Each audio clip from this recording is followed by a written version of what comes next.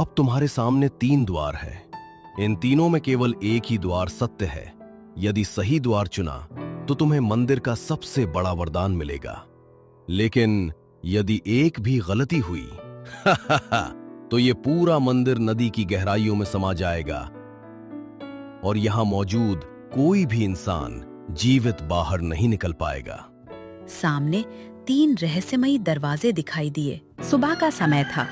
सूरज की सुनहरी किरणें नदी के साफ पानी पर चमक रही थीं। ठंडी ठंडी हवा बह रही थी। नदी किनारे एक बड़ा पीपल का पेड़ था, जिसकी छांव में मिट्टी का चूल्हा जल रहा था। गांव के किसान रामदास का परिवार हर दिन की तरह वही खाना बनाने आया था।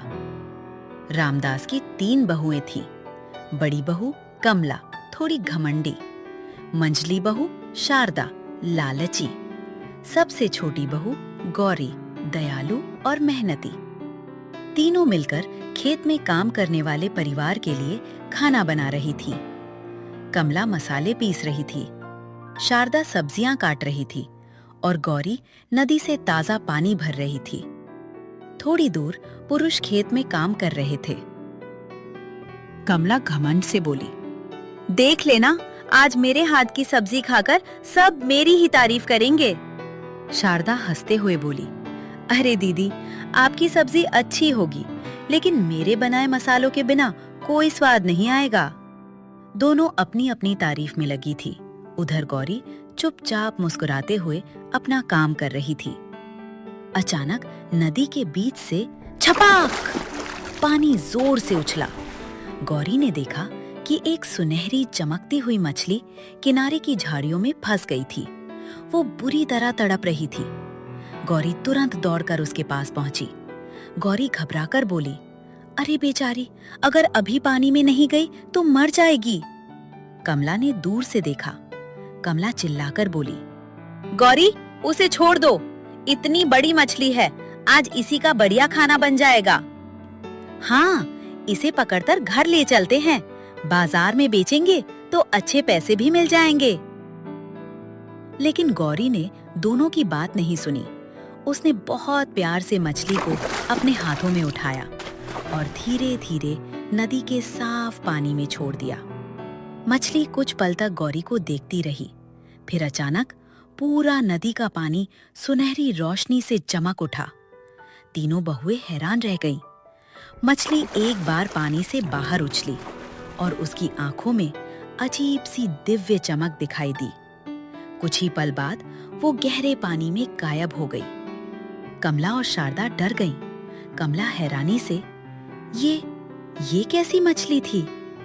शारदा डरते हुए, मुझे तो लगता है ये कोई साधारण मछली नहीं थी। गौरी चुपचाप नदी की ओर देखती रही। उसे बिल्कुल भी अंदाजा नहीं था कि उसने अभी अभी एक जादुई रहस्य को जन्म दिया है। रात का समय था। चारों ओर गहरा सन्नाटा छाया हुआ था। आसमान में चमकते सितारे और आधा चांद नदी के पानी पर अपनी रोशनी बिखेर रहे थे। गौरी अपने कमरे में गहरी नींद में सो रही थी। अचानक कमरे में सुनहरी रोशनी फैलने लगी। हल्की हल्की पानी की लहरों जैसी मधुर आवाज सुनाई देने लगी। गौरी ने धीरे धीरे अपनी आंखें खोली। उसने देखा कि उसके सामने वही सुनहरी मछली खड़ी थी, लेकिन अब वो एक सुंदर जलपरी का रूप ले चुकी थी।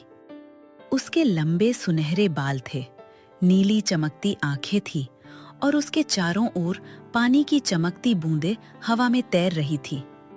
गौरी, आप कौन हैं? जलपरी, डरो मत गौरी, मैं उसी सुनहरी मछली का असली रूप हूँ जिसकी तुमने आज जान बचाई थी। गौरी आश्चर्य से जलपरी को देखती रह गई। जलपरी, इस संसार में दयालु लोग बहुत कम होते हैं। तुमने बिना किसी लालच के मेरी रक्षा की, इसलिए मैं तुम्हें एक अनमोल वरदान देने आई हूँ। इतना कहकर जलपरी ने अपना हाथ आगे बढ़ाया। उसकी हथेली पर एक छोटा सा सुनहरा कमल प्रकट हुआ। कमल से हल्की सुनहरी किरणें निकल रही थीं। जलपरी, ये कोई साधारण कमल नहीं है। जब भी इसे सच्चे मन और दूसरों की भलाई के लिए उपयोग करोगी, वहां सुख, समृद्धि और हरियाली आ जाएगी। लेकिन याद रखना। जलपरी की आवाज गंभीर हो गई। जलपरी, अगर किसी ने लालच या स्वार्थ के लिए इसका उपयोग करने की कोशिश की, तो ये अपनी सारी शक्ति खो देगा। गौरी ने दोनों हाथों से वो सुनहरा कमल स्वीकार किया। गौरी, मैं वचन देती हूँ कि इसका उपयोग केवल लोगों की भलाई के लिए करूंगी। जलपरी मुस्कुराई। तभी पूरा कमरा फिर से सुनहरी रोशनी से भर गया। कुछ ही क्षणों में जलपरी गायब हो गई। सुबह गौरी की आंख खुली। पहले तो उसे लगा कि शायद ये सब एक सपना था, लेकिन तभी उसने देखा कि उसके तकिए के पास वही सुनहरा कमल रखा हुआ था और उससे हल्की हल्की सुनहरी चमक निकल रही थी। गौरी समझ गई कि ये सपना नहीं बल्कि सच था। उसी समय बाहर से गांव वालों की घबराई हुई आवाजें आने लगी। गांव वाले, जल्दी आओ, नदी का पानी अचानक कम होने लगा है। गौरी दौड़कर बाहर आई। उसने देखा कि नदी का जलस्तर तेजी से घट रहा था और दूर पानी के बीचों बीच कुछ विशाल काले पत्थर दिखाई देने लगे थे। उन पत्थरों के बीच से रहस्यमयी नीली रोशनी निकल रही थी। गांव के बुजुर्ग कांपती आवाज में बोले, हे भगवान, ये तो वही जगह है जिसे 100 साल पहले हमेशा के लिए नदी ने छिपा दिया था। गौरी ने अपने हाथ में पकड़े सुनहरे कमल की ओर देखा। कमल पहले से भी ज्यादा तेज चमकने लगा। बीच नदी में बड़े बड़े काले पत्थरों के बीच एक प्राचीन पत्थर का मंदिर दिखाई दे रहा था। वो मंदिर सदियों से पानी के नीचे छिपा हुआ था। गांव के लोग दूर खड़े होकर उसे हैरानी और डर से देख रहे थे। बेटा, मैंने बचपन में अपने दादा से इस मंदिर की कहानी सुनी थी। वे कहा करते थे कि ये कोई साधारण मंदिर नहीं है। ये तभी धरती पर दिखाई देता है जब कोई इंसान बिना किसी स्वार्थ के सुनहरी मछली की मदद करता है। जिसने लालच किया वो कभी यहां से कुछ लेकर नहीं लौट पाया, लेकिन जिसने दया दिखाई उसकी किस्मत हमेशा के लिए बदल गई। ये सुनते ही गौरी का दिल तेजी से धड़कने लगा। उसने अपनी ओढ़नी में छिपा सुनहरा कमल कसकर पकड़ लिया। वो मन ही मन बोली, क्या सचमुच ये सब उसी सुनहरी मछली की वजह से हो रहा है? अगर ऐसा है तो शायद भगवान ने मुझे यहाँ किसी खास वजह से भेजा है। उधर कमला और शारदा की नजर भी मंदिर पर टिक गई। दोनों की आंखों में लालच साफ दिखाई दे रहा था। देख लेना शारदा, इतने सालों से छिपा मंदिर खाली तो नहीं होगा। अंदर जरूर सोना, हीरे या कोई अनमोल खजाना होगा। अगर वो हमें मिल गया तो फिर जिंदगी भर मेहनत करने की जरूरत नहीं पड़ेगी। बिल्कुल, और किसी को कुछ पता भी नहीं चलेगा। जैसे ही मौका मिलेगा सबसे पहले हम ही खजाना उठा लेंगे, बाकी लोग तो देखते ही रह जाएंगे। जैसे ही वे मंदिर के विशाल पत्थर के दरवाजे के सामने पहुंचे, घर सैकड़ों साल पुराना पत्थर का दरवाजा अपने आप धीरे धीरे खुलने लगा। अंदर से हल्की सुनहरी रोशनी बाहर फैल गई। रामदास, तीनों बहुएं और कुछ गांव वाले सावधानी से मंदिर की ओर बढ़ने लगे। दीवारों पर चमकती हुई मछलियों, कमल के फूलों और लहरों की बेहद सुंदर नक्काशी बनी हुई थी।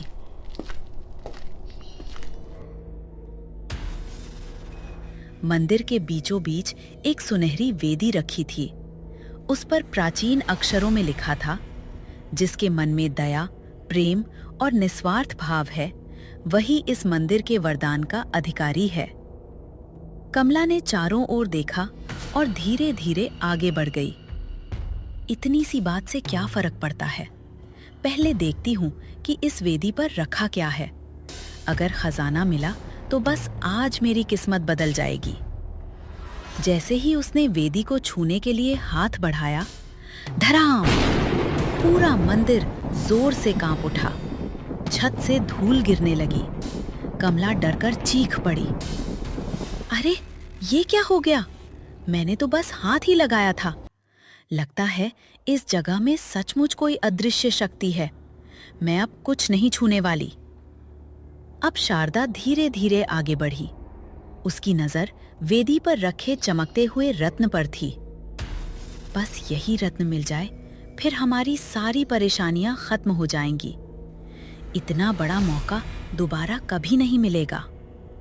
उसने जैसे ही रत्न उठाने की कोशिश की, पूरे मंदिर में गूंजती हुई भारी आवाज सुनाई दी। लालच करने वाला यहां से हमेशा खाली हाथ लौटेगा।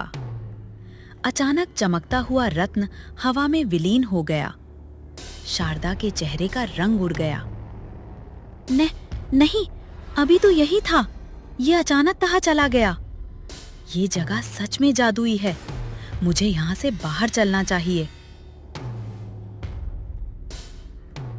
पुस्तक के बीचों बीच एक सुनहरे कमल का चित्र बना हुआ था, बिल्कुल वैसा ही जैसा सुनहरा कमल गौरी के हाथ में था। गौरी हैरान रह गई। यही तो वही कमल है जो जलपरी ने मुझे दिया था। गौरी ने धीरे से अपने हाथ का सुनहरा कमल पुस्तक पर बने कमल से छुआ दिया। थंग! पूरा मंदिर जोर से कांप उठा। पुस्तक से तेज सुनहरी रोशनी निकलने लगी। कुछ ही क्षणों में वो पुस्तक हवा में उठी और प्रकाश बनकर गायब हो गई। जहां पुस्तक रखी थी, वहां एक विशाल पत्थर का द्वार प्रकट हो गया। घर! दरवाजा धीरे धीरे खुलने लगा। अंदर से नीली दिव्य रोशनी बाहर फैल गई। अचानक धरती कांपी और सामने खड़ी पत्थर की विशाल मूर्ति जीवित हो गई। वो इस मंदिर का रक्षक था। उसकी आंखें नीली अग्नि की तरह चमक रही थी। रक्षक ने गंभीर स्वर में कहा, मूर्ख इंसानों, आखिरकार तुम यहां तक पहुंच ही गए। सैकड़ों वर्षों से मैं इसी क्षण की प्रतीक्षा कर रहा था। यह पुस्तक कोई साधारण पुस्तक नहीं, ये इस पूरे मंदिर का ताला है और तुम्हारे हाथ का सुनहरा कमल उसकी एकमात्र चाबी। जिस दिन कोई निस्वार्थ मन वाला इस कमल से इस पुस्तक का द्वार खोलेगा, उसी दिन मैं उसके सामने प्रकट होऊंगा। अब तुम्हारे सामने 3 द्वार है। इन तीनों में केवल एक ही द्वार सत्य है। यदि सही द्वार चुना तो तुम्हें मंदिर का सबसे बड़ा वरदान मिलेगा। लेकिन यदि एक भी गलती हुई तो ये पूरा मंदिर नदी की गहराइयों में समा जाएगा और यहां मौजूद कोई भी इंसान जीवित बाहर नहीं निकल पाएगा। सामने 3 रहस्यमयी दरवाजे दिखाई दिए। पहले दरवाजे पर लिखा था, जिसे छुओगे वो तुम्हारा होगा। दूसरे दरवाजे पर लिखा था, जिसे छोड़ोगे वही तुम्हारा होगा। तीसरे दरवाजे पर लिखा था, जिसे बांटोगे वही हमेशा तुम्हारा रिप्रेजेंट था। पूरे मंदिर में सन्नाटा छा गया। कमला बोली, पहला दरवाजा चुनो, जो छुएंगे वही हमारा हो जाएगा। शारदा बोली, नहीं, दूसरा चुनो, शायद त्याग में ही असली खजाना हो। दोनों बहस करने लगी, लेकिन गौरी शांत रही। उसने अपनी आंखें बंद की, सुनहरे कमल को अपने हृदय से लगाया और धीरे धीरे तीसरे दरवाजे के सामने जाकर खड़ी हो गई। गौरी मुस्कुराकर बोली, धन बांटने से कम हो सकता है, लेकिन प्रेम, दया और खुशियां बांटने से हमेशा बढ़ती हैं। इसलिए मैं तीसरा द्वार चुनती हूं। जैसे ही गौरी ने सुनहरे कमल को तीसरे दरवाजे पर लगाया, धड़ाम! पूरा मंदिर दिव्य प्रकाश से भर गया। दरवाजा खुला, लेकिन अंदर सोना, हीरे या खजाना नहीं था। वहां केवल एक सुनहरी प्रकाश ज्योति हवा में तैर रही थी। अद्भुत! सैकड़ों वर्षों में पहली बार किसी ने सही उत्तर चुना है। यही इस मंदिर का सबसे बड़ा रहस्य था। धन रखने से घटता है, लेकिन दया, प्रेम और भलाई बांटने से हमेशा बढ़ते हैं। जिसने तीसरा द्वार चुना उसी ने इस मंदिर का असली खजाना पा लिया। आज ये मंदिर तुम्हें अपना सच्चा उत्तराधिकारी मानता है। इतना कहते ही वो सुनहरी ज्योति उड़कर गौरी के हृदय में समा गई। उसी क्षण नदी फिर से पानी से भर गई। सूखे खेत लहलहा उठे और पूरा गांव हमेशा के लिए सुख, समृद्धि और खुशियों से भर गया। याद रखिए, दुनिया का सबसे अमीर इंसान वो नहीं जिसके पास सबसे ज्यादा धन हो, बल्कि वो है जिसकी वजह से किसी की आंखों में खुशी और चेहरे पर मुस्कान आ जाए। दौलत एक दिन खत्म हो सकती है, लेकिन इंसान की हुई भलाई और उसका अच्छा दिल हमेशा जिंदा रहता है। इसलिए जिंदगी में कभी लालच मत चुनिए, क्योंकि जो दूसरों के लिए जीता है, भगवान उसके लिए रास्ते खुद बना देते हैं।